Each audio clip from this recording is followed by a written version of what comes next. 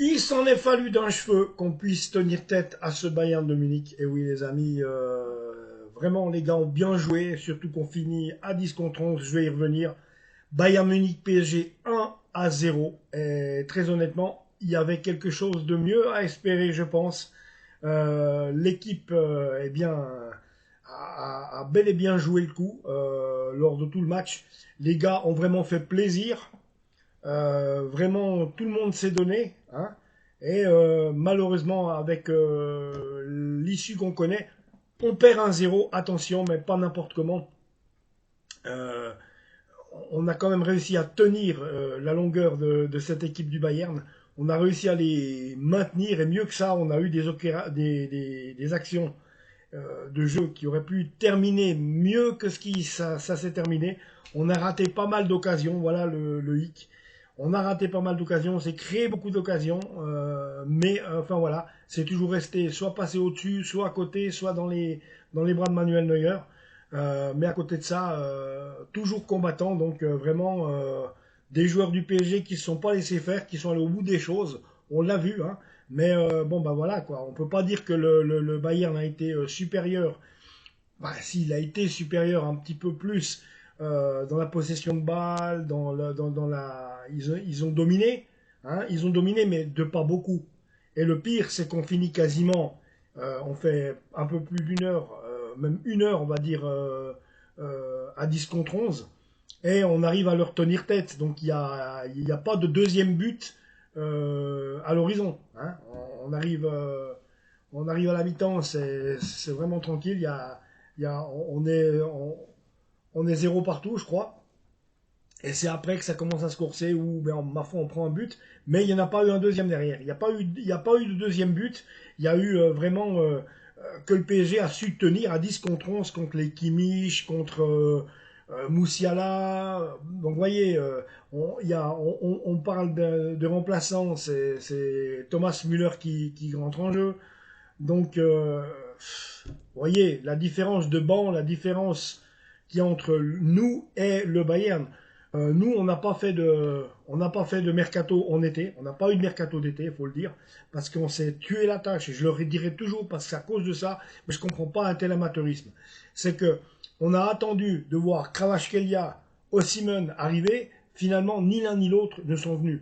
Donc voilà, on a voulu s'entêter avec ça. On s'est laissé emmerder par le président du Naples, De Laurentiis, alors qu'on sait que lui, c'est un emmerdeur fini. On n'aurait jamais dû, on aurait dû commencer à regarder Jokeres bien avant. On aurait dû être au courant de ça. Moi, je vais vous dire, j'ai découvert Jokeres à l'hôpital. Il y a un infirmier portugais qui me dit: ah, mais tu sais, au Portugal, on a un sacré joueur. C'était au mois d'avril, les amis. C'est avril 2024. Puis je dis: ah bon? Puis il me dit: regarde, regarde. Puis bien sûr, j'avais mon PC qui était là, j'ai mon ordi. Et il me montre, il me dit, il tape Jokeres, et il tape, et il me regarde, il me dit: ouais, regarde la vidéo maintenant. Et les gars, quand j'ai vu les actions de dingue qu'il mettait, je dis: mais il nous faut à Paris celui-là. Je savais même pas, je venais de connaître son nom. Et puis, ben, au fil des mois, ben, tout le monde a dit: ah ben, Jokeres, ben, c'est normal, le gars, il empile les buts les uns derrière les autres. Il en est déjà, je crois, pour 25 matchs, il en est à 20 buts, un truc comme ça. C'est un truc de fou.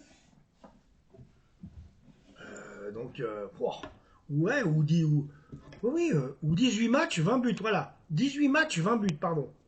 Un truc du style. Waouh, waouh, waouh, toute compétition confondue, hein. C'est impressionnant. Mais il nous faut un joueur comme ça, tant qu'on n'a pas un... Parce qu'on avait Kiki qui nous mettait quand même beaucoup de buts. Donc, tant qu'on n'aura pas à retrouver... Il faut au minimum un attaquant qui soit une star. Tu vois, soit un numéro 9, soit un attaquant, mais qui soit une star. Tu vois ce que je veux dire? Numéro 9, j'aurais tant aimé voir Marco Van Basten au PSG, ça aurait été génial. Bon, c'est le vieux qui parle là, hein. Non, mais pour dire, on les a tenus, ils nous ont pas impressionnés plus que ça, ils nous ont un peu dominés, mais nous on leur a répondu comme il fallait. Donc on a vu, Lee Kangin a fait, il est rentré en jeu, il a fait un excellent changement. Vitinha, il a bien joué. Marquis derrière, ils ont été extraordinaires. Je veux dire, Pacho et Marquis. Ils ont vraiment été extraordinaires. Ils ont bien joué. Voilà, j'ai pas grand chose à reprocher à mon équipe là. Ashraf a eu des fois des problèmes, mais enfin voilà.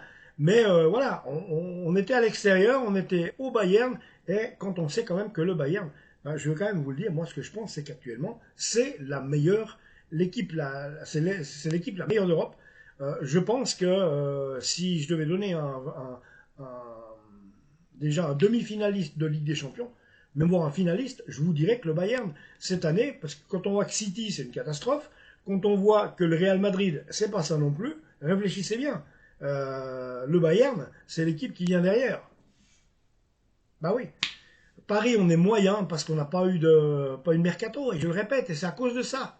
Si on est éclaté là, c'est à cause qu'on n'a pas fait de mercato. On n'a pas fait de mercato. Et j'arrive pas à comprendre comment on est resté bloqué sur Osimhen et Kvaratskhelia sans que la cellule de recrutement puisse aller se casser la tête un petit peu pour aller voir d'autres joueurs. J'arrive pas à le comprendre. On a engagé nada. On a dépensé que dalle. C'est pas maintenant. C'est pas maintenant. C'est au mois d'août le mercato. Une fois qu'il est fini, t'es emmerdé jusqu'en décembre. Voilà. Et je reste persuadé que si on avait fait le mercato qu'il fallait cet été, le PSG là, on serait pas 26e, hein. Ah ben non. Donc là maintenant, oui, alors on profite de la fenêtre d'hiver, du mercato d'hiver pour renforcer le PSG. Moi, je veux bien, mais je pense pas que Gyökeres va tout planter à Lisbonne en milieu de saison pour venir à Paris. Surtout que, voilà quoi. Ouais, mais non, moi à mon avis non. Si Gyökeres doit arriver à Paris, puisqu'il est loin d'être sûr, parce qu'il s'est trouvé une petite Portugaise, il paraît qu'il se sent bien là-bas maintenant, parce qu'il s'est trouvé une femme du coin, là, il vit une histoire d'amour extraordinaire aussi, et du coup il dit, ah, j'ai plus envie de partir.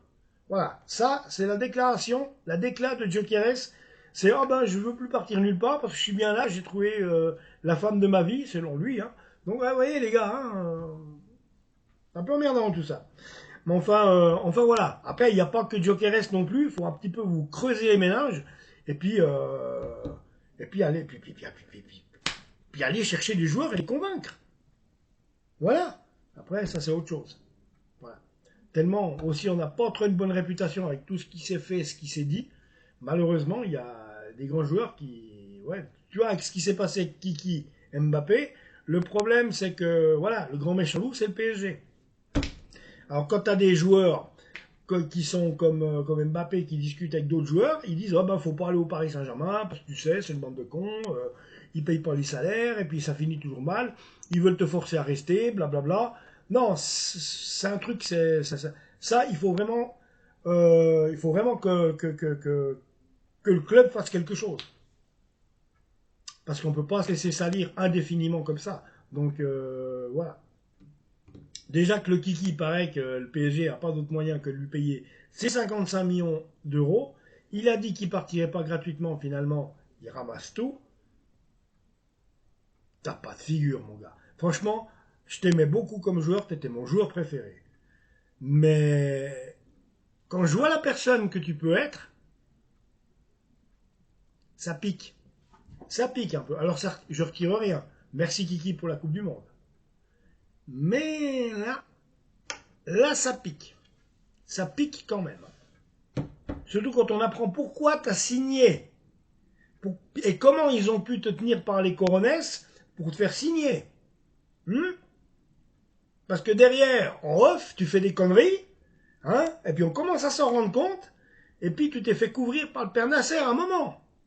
Tu as dû rester au PSG une pige de plus, mais ça t'a fait chier, mon gars. T'avais pas envie de rester. Moi, je le sais. Donc voilà. Enfin, bref, bon match du Paris Saint-Germain, on s'égare un peu. Bon match du PSG, malgré la défaite. Et je crois comme l'a dit Nasser, faut pas être pressé. C'est pas cette année qu'on va gagner la Ligue des Champions. Ça s'arrête peut-être là, mais ça va laisser à mûrir, à réfléchir, et puis à se pencher sur les bons transferts à faire. J'ai l'impression que du temps de Lavezzi, Ibrahimovic, j'ai l'impression qu'on faisait des meilleurs mercato que ça, puis qu'on arrivait toujours à nos fins avec les joueurs qu'on voulait. C'est dingue ça. T'as l'impression depuis 2-3 ans qu'on n'arrive plus à engager les joueurs qu'on veut. Dixit, la saloperie que De Jong nous a fait, par exemple. Il était à Paris, il allait signer à une demi-heure de la fin du mercato.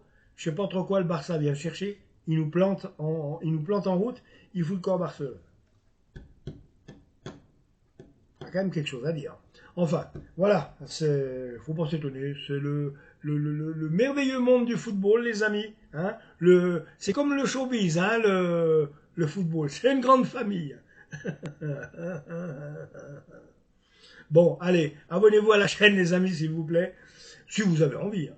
Bien entendu, moi je vous force pas. Et puis on se retrouve tout bientôt. Ciao.